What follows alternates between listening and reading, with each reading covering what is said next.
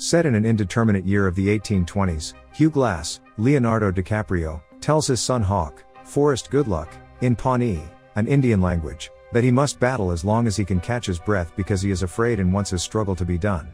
Glass's voice is accompanied by visuals of him and his Pawnee wife and son, their burning home, and Glass comforting his weeping wife.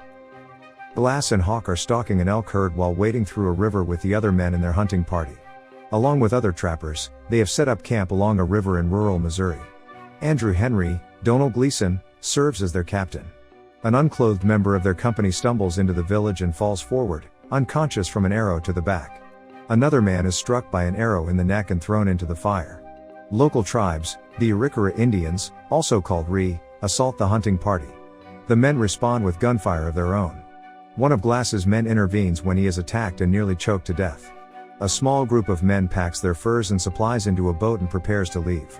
The chief's daughter, Powaka, was kidnapped by white men, and the Arikaras are searching for her themselves. The group decides to forego the boat and make the trek to Fort Kiowa on foot. Glass instantly defends his son Hawk when John Fitzgerald, Tom Hardy, harasses him because of his race. Hawk is half Indian on his mother's side. Glass, out on a hunting trip, encounters a mother grizzly bear with her cubs and is mauled by the adult bear. Glass tries to defend himself, but the bear attacks with claws and jaws, flinging him around. He shoots at the bear, but misses her. Glass, under renewed assault, retrieves his knife and repeatedly stabs it as he and the woman roll down a slope. The bear falls on top of Glass as he lands in a gully. The men eventually locate Glass and attempt to treat his severe wounds. Meanwhile, Powaka's whereabouts remain a top priority for the Arikara warriors. They meet French fur traders along the river and barter their pelts for 5 steeds. Glass is placed on a homemade stretcher and carried by the guys in the hunting group, but he merely serves to slow them down. They try to lift him up a slope, but he slips and knocks them all off balance. Fitzgerald says they should end Glass's suffering by killing him. Henry puts his hands over Glass' eyes and raises a gun to his head, but he stops himself. If you're willing to stick around with Glass, Henry will pay you $75 to do so. Despite Fitzgerald's warning that they, along with Glass, are certain to perish, Hawk and Jim Bridger, Will Poulter, volunteer anyway. Henry ups the ante and now promises to pay $100 if Fitzgerald stays with them until Glass is no longer in effect. Glass is still in excruciating pain, and he can't seem to stop thinking about his wife and the day his house burned down. In a private moment with Glass, Fitzgerald implores him to end his life so that Hawk and the others aren't forced to wait around. With Glass unable to communicate verbally, Fitzgerald proposes he indicate his acceptance by blinking, reasoning that Glass will have to blink anyhow. Instead of blinking, Glass stares intently until finally closing his eyes. Fitzgerald takes this to mean that Glass is blinking and begins to suffocate him on purpose. When Fitzgerald began to suffocate his father, Hawk came to intervene. Hawk begins to ask for Bridger's assistance, which leads to a struggle with Fitzgerald, during which Fitzgerald stabs Hawk in the abdomen and then stands by and lets him bleed to death while Glass watches helplessly. When asked by Bridger where Hawk went, Fitzgerald says he has no idea and disposes of his remains.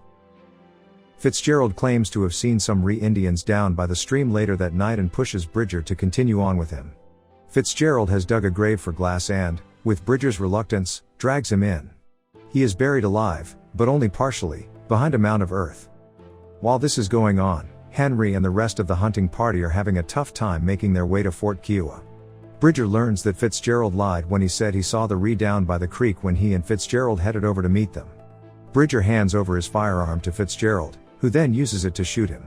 He tries to fire the weapon, but the trigger only clicks on the empty chamber. They're still on the go. Glass comes to and groggily tries to pull itself up from the ground. In search of sustenance and shelter, he begins to crawl through the forest. He discovers Hawk's body in a frozen state. Glass promises to always support his son. He wraps himself with a large bear skin he finds on the ground. As he travels further into the forest, he subsists on ancient bone marrow and roots.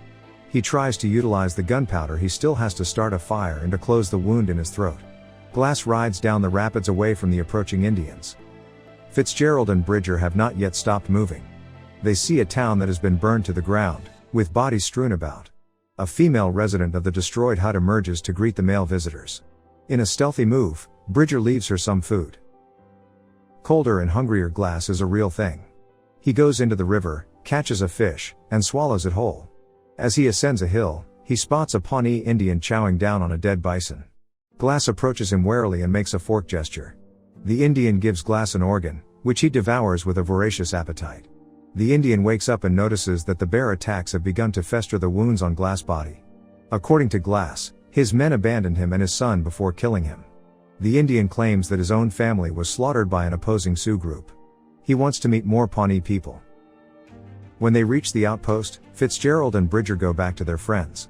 Fitzgerald gets his fee from Henry and gives the news that they were unable to save either Glass or Hawk. Bridger doesn't voice his displeasure, but he does turn down a bonus. Progress is being made by Glass and the Indian. Glass finally appears calm as they spend the night sitting and gathering snow in their tongues. A sweat lodge is constructed rapidly, and a feverish Glass is placed inside.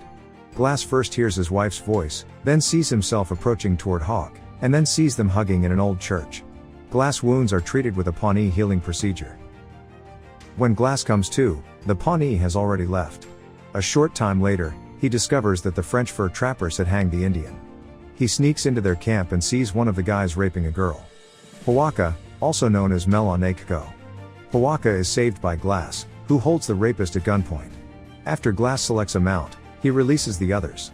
He rides off into the woods and sets up camp there. The raid on Powaka by the tribe looking for him begins early in the morning. Glass shoots them down and then mounts his horse to flee. Glass and his horse are riding ahead of the tribe when they reach a precipice. The horse is killed, and Glass is hurt once more. He gets the horse, pulls out its insides, and bunks inside its corpse as night falls and the temperature drops. When he comes to, he leaves the dead animal and finds shelter in a snow cave. Into it he carves the words "Fitzgerald killed my son." After Fitzgerald is buried, Bridger leaves Glass' canteen on the dirt pile and one of the French hunters returns to the station with it. Henry leads a search party across the woods, convinced that he stole it from Hawk. Glass is there, hobbling towards them. He is returned to the outpost by the group. Fitzgerald is missing and Henry discovers this. He learns that Fitzgerald is going to Texas from the French hunter. Fitzgerald also stole all of the party's payroll money from the safe.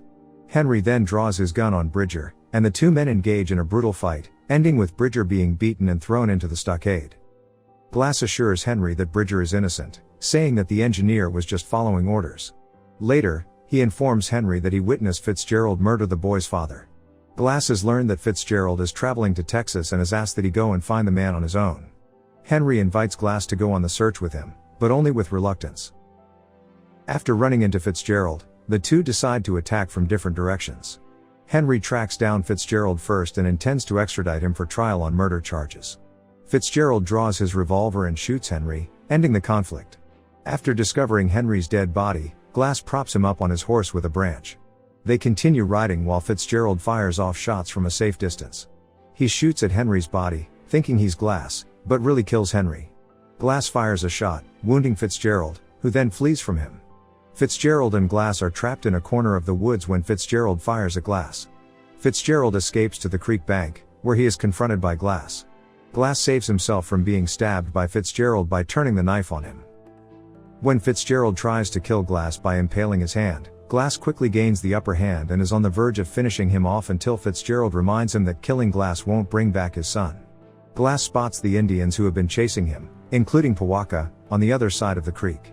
He puts his faith in God's ability to exact justice, so he pushes Fitzgerald into the river and watches as the latter floats over to the Indians. The chief snatches up Fitzgerald and stabs him to death. Since Glass rescued Powaka, they decide to let him go free. Now that he's had his revenge, Glass is back out in the cold on his own. He gets down on his hands and knees and has a vision of his wife returning to the light. The final image is of Glass's tear-filled eyes. If you enjoyed the video, make sure you smash that like button, leave a comment and subscribe to watch more videos like this. Thank you, and see you on the next video.